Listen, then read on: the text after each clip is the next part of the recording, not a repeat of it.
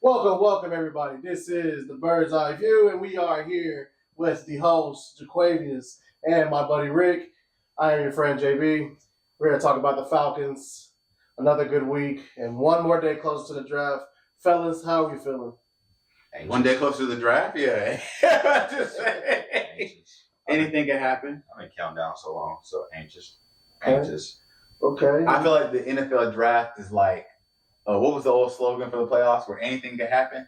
I feel like the NFL draft now, because everybody just be trading picks for whatever and whoever, it's just where anything can happen. But also you're a Falcons fan, so anything can happen. Anything can happen. We won't take a quarterback though, so I feel like this is a good week to, watch draft day, get your mindset of whoever player you want, no matter what. You saw what I was watching when you came. Hey, man. I was watching the Commanders game. That was a game that gave me some hope, so. And that's what we need, ladies and gentlemen. Sure. We need hope. That's really what we need. Terry, Rob, we are hoping that you all made the right pick. We're going to stick beside you regardless, but just know if it's a bad pick, we're going to talk about you. So, with that being said, I think that is a great segue to get into our first topic. Ricky, what's the question of the day? First of all, I just want to mention you said regardless. That's all on you. That's all on you. Okay, I'll take it back. If it's an offensive tackle, we might burn that stadium down. But if it's offensive tackle, I'm gonna be happy. I might be happy. So we're gonna start the pod by first question. What position would you guys rather see taken in the first round, and why? We're gonna start with you, Quay. I mean, that's obvious. I think edge is the obvious. We got to fix the defense, but I also wouldn't be mad at tackle. And I'll just say like the Commanders game is the game that gave me hope, and that's only because of number 9. Mm-hmm. So I don't know if I trust Caleb McGarry for a full 17 games. But also at the same time, Caleb McGarry is a solid right tackle. You're paying him middle of the pack right tackle money, and that's what he gives you. But I wouldn't be mad at Kelvin Banks to anchor Mike Penix blindside for the next 10 to 12 years. I definitely wouldn't be mad at that, but I understand the need for defense. So I'll say pass rush. If this was a deeper cornerback class, I would say cornerback. But I feel like if Amos is there in the second, I'll be happy with that. So I'm going to go edge. I like this class has about 5-6 good corners. After that, it's just throwing darts. Mm-hmm. But, okay, so you're comfortable with the edge and the tackle, so trenches. Ricky, what you got? I think as far as like our needs go versus what would change our team, I feel like it would be somewhere between cornerback specific. Wait, that's your number 1. The cornerback would be my number 1, and my number 2 would be D-line rather than like edge. Okay. Because I feel like D tackle or like actual or like because we're going towards a 3 down to a 4 down, kind of switching it up. Mm-hmm. Because I don't feel like right now we have that to where we can switch it up and still see the same results. Okay. So I feel like, especially because Onyemata doesn't have a backup for nose tackle. It's Onyemata and I guess you want a defensive tackle though. That's what you want. I mean, I want some. So if we were to get Walter Nolan can play D tackle, nose tackle, 3 technique. One of the he played all of that. Same thing. What we traded up to get Root for. But I feel like it can also be if we were to get Will Johnson, if he was to slide to 15 versus us having to start Mike Hughes, it would be way different. Or Jade Barron. I would say or Jade Barron. One of the two. Someone's gonna get a good player in Will Johnson. If Jade Barron was to play nickel, I'd probably be more excited about that because I want to see him go wherever.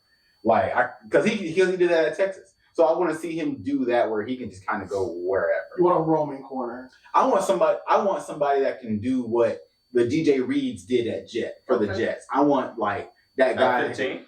At 15. I want somebody that can kind of do that all. If this Malachi starts, I'm going to hit. What do you want? Well, before I answer what I want, I do think that's a good point. Ulbrich, obviously is very well known for how he uses his secondary. Mm-hmm. Shout out Mike Carter on the Jets. That's my boy there. But as far as the other players with your DJ Reed or Sauce Gardner, it seems like he has that one roaming corner, that Sauce Gardner, and then he has that corner that's going to put hands on you every matchup. Mm-hmm. And to your view, I do see if you had a Jade Barron in addition to an AJ Terrell, we could probably offer some of that. And plus, you could put him anywhere over the field, especially in like some nickel-based packages. Now, with that being said, I personally... Hold on, can I interject? Go ahead. You know the only problem with that? What's up? He had Quentin Williams.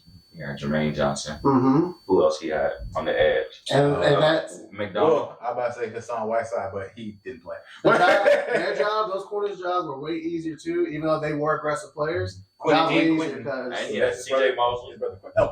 Quincy Wood. So Jamie Sherwood. He had a lot of... Jets are stacked. We're not. And the bottom line. So that's a great point for me. I would go trenches, whether that be the edge help or the D-line, like Rick mentioned. This class is loaded with defensive tackles. So even from the first round standpoint, if we were to miss out on one of these guys, there's plenty that can make it at least like a fourth round. Edge-wise, obviously, we have been screaming for pass rush help for like since 2012 after John Abraham left. And that year, he had 11 sacks. 3 administrations. So, as far as the quarterback sacks go, we just got to boost those numbers up. I think this class is loaded with mainly the edge help in the first 2 days of talent. So it's really imperative that we get best of the best day one. And I think you'd have to find that edge that is very versatile, as Yulbrick's been talking about, but also disciplined. I don't want somebody that, yeah, sure, they can rush the passes, but if you're giving me a penalty every five snaps, what's the point of putting you on the field? So that's definitely what I need a dog. I need a dog too. I want somebody too, and I want you jumping. We got a whole bunch of players that'll help Granny across the street. I want somebody to steal Granny first. I ain't gonna lie to you. You want to crash out. You know what I'm curious to see? What's up? What's Caden Ellis' full-time position now? I hope Caden Ellis is an off-ball linebacker. Like, I think he's gonna rush a lot more. I think because we got Devon Diablo, who's much more athletic, he's gonna be more of that coverage kind of linebacker. He's gonna be classified as a quote-unquote edge this year. Yeah, we have a Joker defense. Everybody can.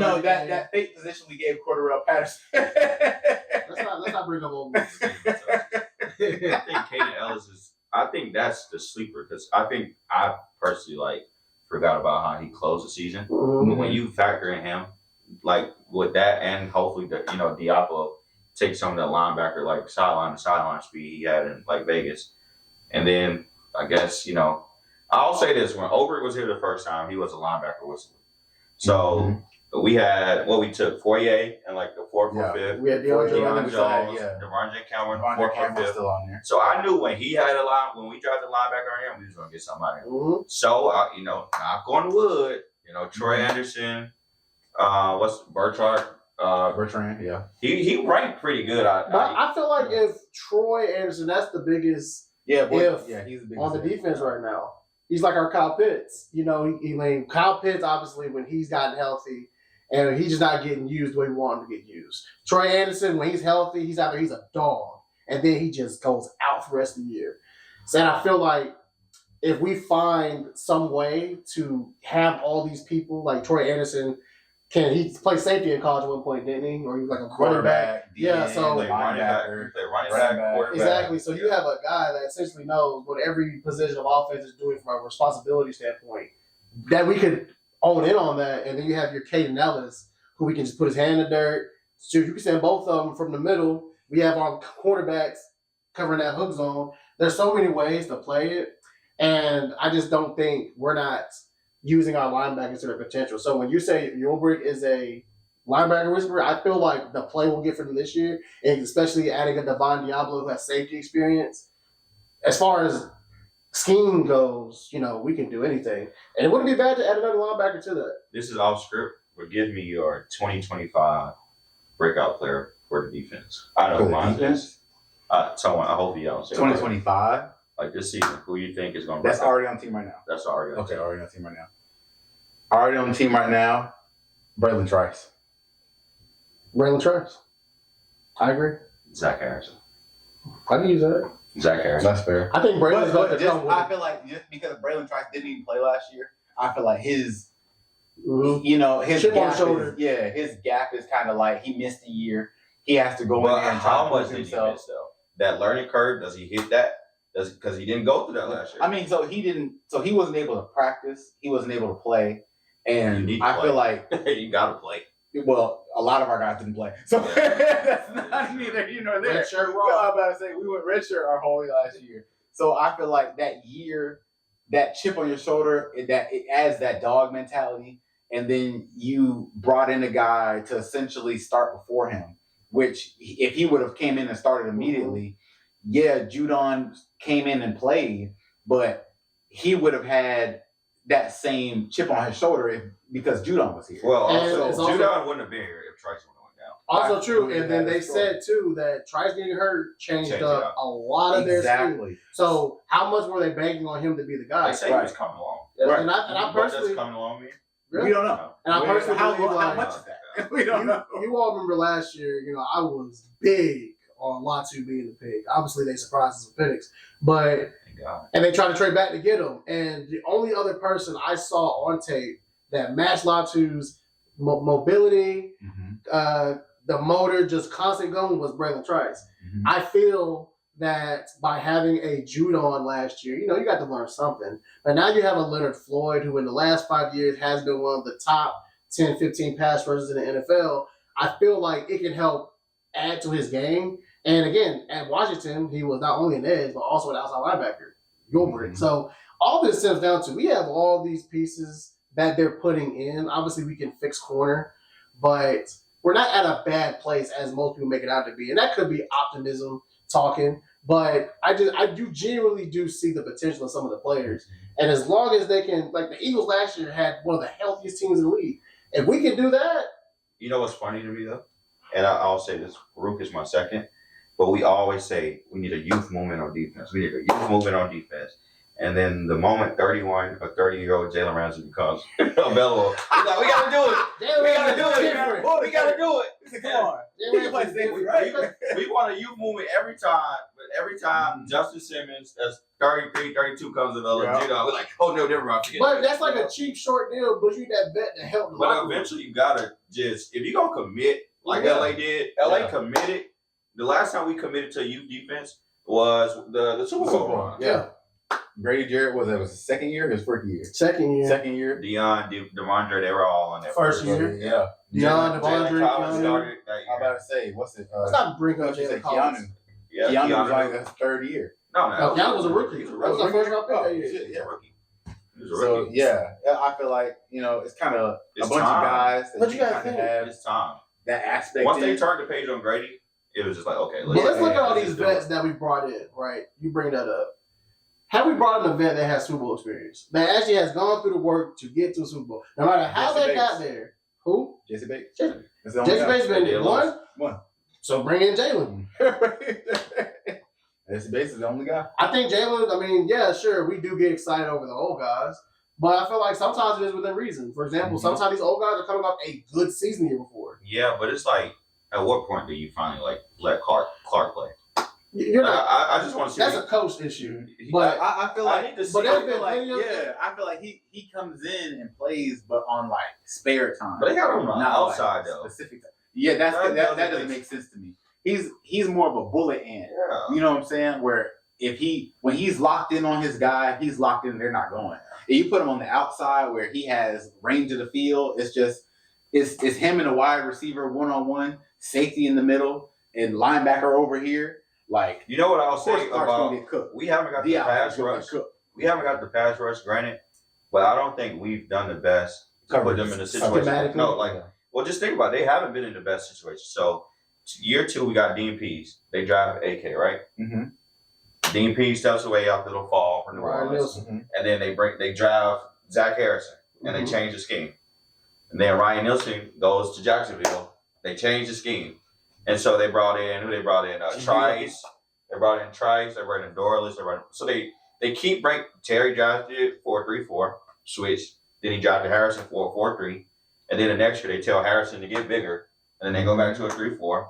Now we got to figure out what they're going to be this year. And it's like, it's multiple fronts now. And honestly, that's the best way to be. Like, teams are going to try to focus on our 3-4 packages, 4-3, Tampa 2s, etc. But at the same time, Why not keep them guessing? But then, you know what? Because they're keeping us guessing. It's different when you keep the team opposing guessing, but you're keeping your own. But now, team like all that change that's been done, because it's the same thing that happened with Vic Beasley. He was outside rusher, and then we told him to gain 15, 20 pounds and put him on inside. But you know my supporting evidence? Why does AK only get hot at the end of the season? Is it because he's taking the half season to learn playbook? That's because he's getting warmed up. Yeah, he has to like. So what happens if he gets so full? And it's a new defense too, so it's still going to be like. I mean, at least thing we know with AK, we're gonna get 6.5. Yeah. We're gonna get 6.5 sacks, and he's gonna lead the team in pressure. I think the other side, who knows? We got 2 from D'Angelo Malone this year, so I'm not gonna. I don't like D'Angelo, but as far as we need to, we've been obviously. This sounds like we've been with a pass rush by committee attempt for the longest. And hopefully, this just expresses how much we need to find that 1A guy. Like, I think Leonard Floyd can still be a 1B. Even at, he's about 33 now, 32. But if you get that guy that can help take off that, like, eventually they have to plan for some fucking body. I think that Leonard Floyd is going to be a better teacher than Matthew Judon was. Or I'll say supposed to be, whatever the case may be. Because Judon is, I feel like even when he was on the Patriots, that it was kind of like you're learning from Belichick. You're not learning from the players that's actually on there. Mm-hmm. It was so I feel like Leonard Floyd done been enough places, done succeeded in enough places. He was with the Bears, and at that time when he was with the Bears weren't good. Also, somebody. I'm gonna tell you, I'm hoping for the best with Leonard Floyd, but I'm gonna tell you why I'm not overly so. Yeah, I don't expect him to be. He's always played with a guy. Yeah, it's Von easy Miller left Nick Bosa, Aaron Donald, Bosa last year. Yeah, so it's. He played with the Bears with Khalil Mack. Now he's playing with Arnold and King. And so, well, hey, maybe he might teach him something. Well, at this point, they need to find a 1A guy. It's like we're all saying the same thing in that. All right, so we're gonna switch up to my second question. So my second question is it more valuable to have Kirk as a backup or to trade him for value? Can I answer this one? Go ahead. Trade his ass now. And the reason why I say that is because we don't need that distraction no more. Mm-hmm. I definitely understand that I still think Kirk is a very solid player. I think last year the injuries just had him in over his head. I don't think he really had full 100% support from the head coaches and general managers alike to say, hey, if you're hurt right now, come back. Just go get healthy. You come back, it's your spot. And, all that left a sour taste in his mouth. So now we have all this drama this offseason. It's better for both parties just for him to be going. And plus, we've already signed Easton Stick, whatever his name is. Do I think he's a quality backup? No. But there's plenty of time to find a backup. He's a quote-unquote veteran. He's a veteran. He's been here. Quote-unquote. And respectfully, I expect my quarterback, even injury history aside, I expect him to stay healthy. So Easton Stick is the worst possible scenario. I really don't have to plan for Kirk Cousins being there in case MPJ gets hurt. Because I'm not expecting MPJ to get hurt. So I just don't think he needs to be here. I think he still has some good football in him, at least a year maybe. And I mean, I said it before, geographically, I think it makes the most sense for him to go to Tennessee.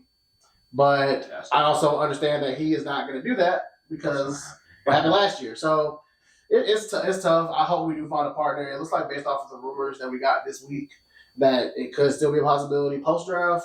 But him being in a dirty bird uniform. So let me ask you this real quick before you answer me, Quay. How far is the drop-off that our offense makes from Michael Penix to the next guy? Whether it's Emory Jones or Easton Stick, or if Felipe Franks makes a wild. It doesn't. I'm respect. Why is he 15? This is actually for me or for Quay? For you. I don't think it don't matter who the backup is. It's an immense drop off. Mm-hmm. It's at least a 50% drop off. You can't replicate what Michael Penix Jr. can do. Right. There's only so many quarterbacks with that. But how far is the drop off from like Penix to Kirk then? Is it as immense? Maybe a 30% drop. If he doesn't play and he gains that help. I think our offense looked far more efficient when Penix got out there, even with his inexperience in the pass he was overthrowing. Mm-hmm. I think we looked faster. We looked like we were more in sync. We were more explosive. We were more explosive. We were more aggressive. I think with Kirk, it's more of a slow. We ran the same play twice. It's a slow burn. It's a slow burn. I'm like, I can't. I'm not mad at a slow burn, but I'm watching us put up 28 points a game compared to 24 points a game. Those 4 points matter. Mm-hmm. So yeah, it's a difference of 4 points. Maybe a difference of 10. The original question. Yeah, the original question. Coming through the offseason, trade Kirk. Mm-hmm. Currently, you keep Kirk, depending on what you get. And what I mean is, if you get a 5th round pick, and that's like the conversation we had today. If someone offers you a 5th, but you have to eat the salary, it's a no for me. Mm-hmm. And I think why I say that is your GM is on the hot seat. Yep. Your head coach, they're a tag team at this point. So by default, he's on the hot seat. Mm-hmm. So God forbid something happens to Penix, they still have to win. Yeah. Blank doesn't care anything about that. So, I mean, I remember what happened last year with the fallout, but I also remember being 6-3. Yeah. And I don't think at this point, now if you ask me this question after we, let's say, go to offseason, we signed Jameis Winston, and we had a solid backup that could run the offense for 2 games, oh yeah, you get rid of Kirk. But now it's like Russell's gone, Jameis is gone. Mm-hmm. Who is the back? You have to have a backup. Mm-hmm. And a year where you're GM and head coach, you can't say, we'll try again. Our QB1 went down. Mm-hmm. Blank's clearing the house. So I'll say that. And then the thing is why it has to be eating the salary. Because if you trade Kirk, but then you don't have any money to replace him with anybody, then it's like, and then if I have to use that pick to draft a quarterback, I'm getting a lesser quarterback, and I'm still at the same amount of picks I have this because I've used it on a rookie quarterback, unproven. That's not going to play. Right, that's not going to play. Kirk everyone calls it a distraction, but overall, he's a nice guy. He is nice. He showed up to voluntary. Yeah, he's a nice guy. And I don't think it's a distraction. It's not a in a negative way. I think it's more so like, bro, he can still play. But also, I'll say this: 3 games, yeah, but until you play 17 games, you're a rookie. Yeah, Michael Penix is a rookie. Mm-hmm. Respect. So I think that veteran leadership in that quarterback room still, even though he's not the guy, is going to do wonderful. I mean, you're not wrong in that. I think, Kirk, as a benefit, if he is to stay, you have somebody that knows the offense. A year in it, you have somebody that, will be a team player to an extent as far as helping Michael. But, you also have, again, if all this, you will never know what can happen with us. If anything goes down, we have some form of insurance. Kirk is insurance. I can respect that. A high-level insurance. High-level insurance. So my view is kind of the same as Quay is, yeah, he started, my more so objection to kind of exception is he started last year and we paid him last year to kind of be our starting quarterback. His job got taken because we benched him and we found a guy that could do the job better. But at the same time, I understand him coming from all these years of being a starting quarterback and he wants to play. And that's cool that you want to play. But hey, buddy, we paid you this money. We paid you this money, so just go ahead, chill over here on your $45 million or whatever the heck. And if we need you to come up here and because Penix does get hurt, or if Penix starts having like games he can't come back from or whatever the case may be, let's put you in here for some drives to give the team confidence or to jolt Penix back to like, hey, like this buddy's kind of having some drives.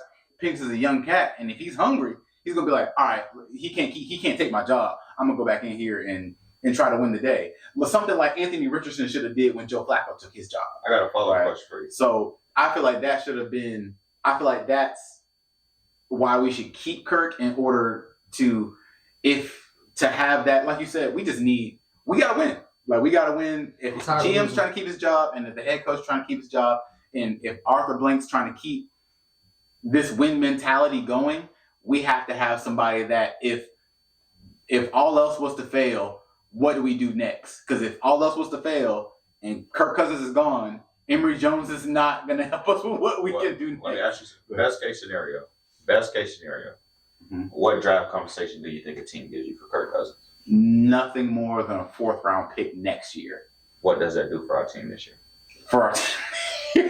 Are they taking cap? The only thing, okay, I'm about to say, if it's a 4th round pick next year, the most it'll be 15 for us million this cap. year. They're not It's taking probably 15. They're not taking like I'm about to say like maybe 15 on the dot. 10? Like like 15 on the dot is But like then- exceeding. But then what do you do with that cap? can't Everyone's do nothing. gone. You can't do nothing. You're only spending that money on players that you could re-sign. Yeah, Like So you're not he spending does that money nothing. on. Yeah. Yeah, you're So not you spending got that to eat the money loss on. as is. I'd rather know I have a backup in waiting than to. Let's just say high as last year. Let's just say high end. They give us a 5th round pick. What is a 5th round pick going to do for us realistically?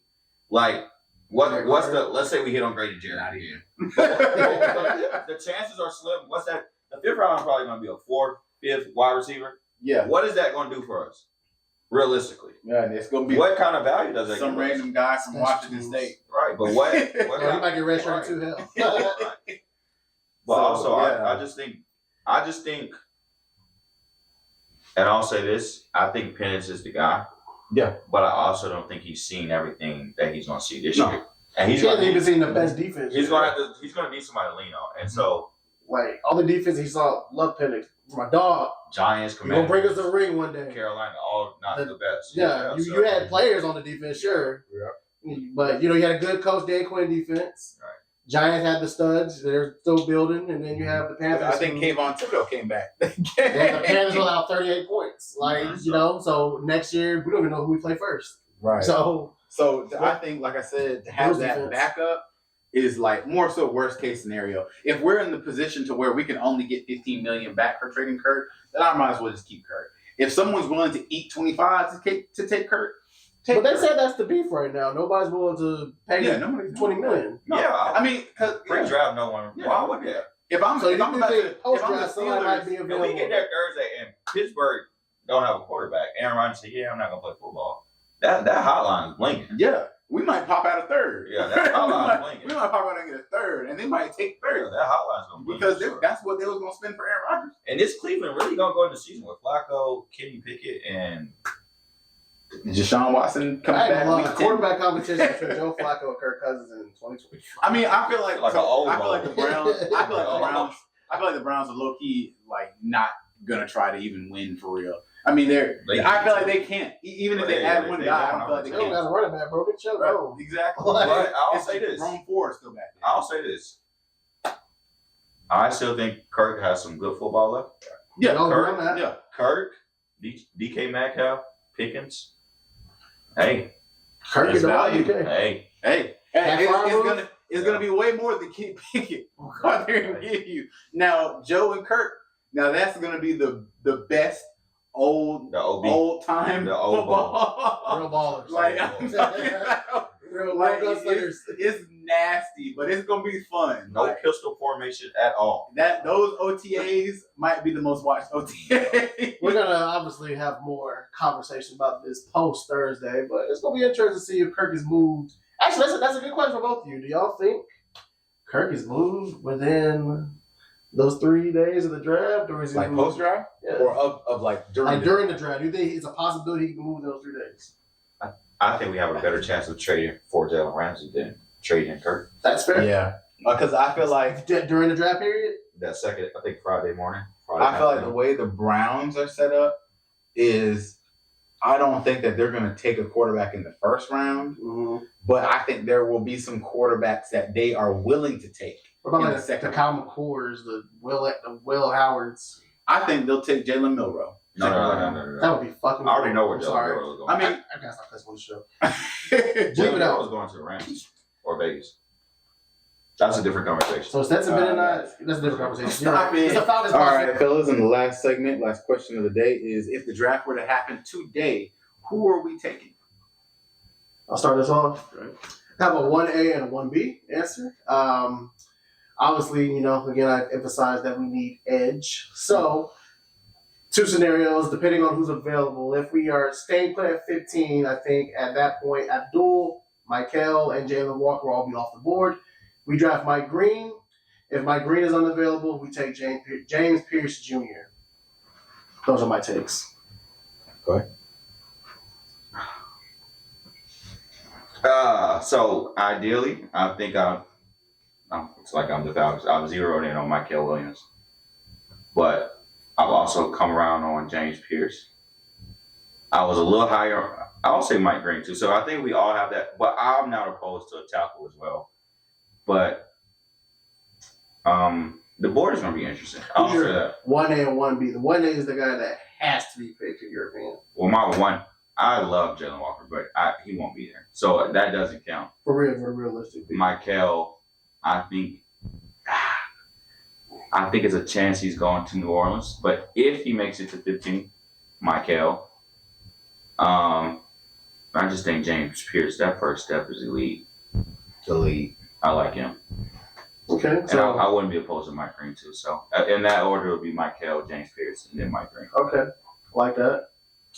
I think the nastiest way the draft goes, because like I mentioned before, the Kyle Shanahan just gets the guys we want like every year. No, I think that in a world where Jalen Walker is gone, Michael Williams is gone, and Mike Green so happens to go, I think the Colts will trade their pick before us to somebody that'll just kill us in our wants. Let me more so say that I think my 1A would be James Pierce, and my 1B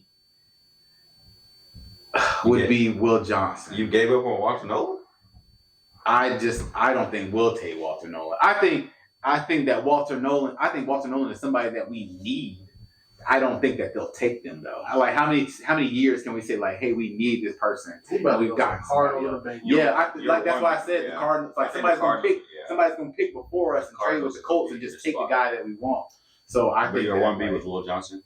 Yeah, my 1B is Will Johnson. Well, it's like the Cardinals, they don't even have like defensive interior. So if they trade up and get, you said what? It's not Calais, right? That's what is. I'm saying. Like he's 37. You wanted him again last year. You saw Judon. I would take anybody. Yeah. I would have took Bud Dupree. You told me we had him. So that's it. I feel like it's safe to say then. Obviously, we all have 1As and 1Bs, but the main consensus player was James Pierce Jr. James Pierce Jr. So man, that first. When we say for the bird's eye view, that the pick that we're sitting in is James Pierce Jr. It's a bird's eye view pick. The bird's eye view pick is James Pierce Jr. And there's also the pick that Jonathan Jones predicts will be our pick this year, which he famously predicted Michael Penix Jr. going to the Falcons. So we'll see if he's right 2 for 2. And after that, we are through. So thank you for watching the Bird's Eye View. Until next time. Until next time.